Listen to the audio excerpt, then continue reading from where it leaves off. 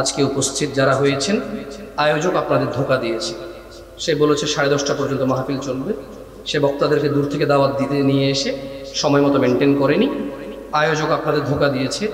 আমি রাগ করছি না, আমি নিয়ম মেনে চলছি।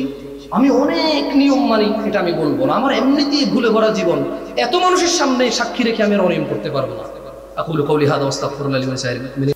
তার মাহফিল পরিচালনার সময় যেটা সে বেঁধে দেয়, সে অনুযায়ী পরিচালনার উপর ভিত্তি করে আন্দাজ আজ করা যায়, বাকি তারপর ভুল অনেক সময় হয়।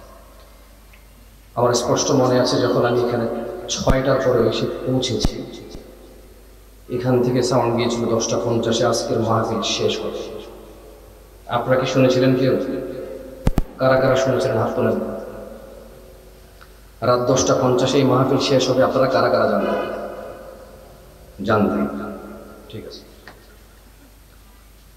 এখন রাত 10:41 বাজে।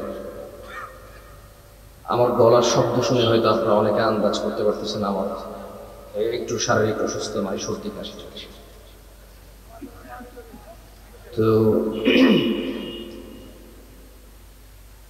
মানে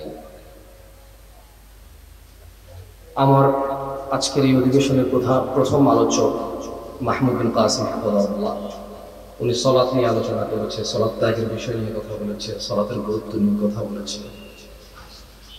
আর এরপরে আমার একটু আগের যিনি আলোচনা করেছিলেন, তিনি কথা বলেছেন জান্নাত জাহান্নাম নিয়ে এবং কিছু প্রশ্ন উত্তর করেছেন।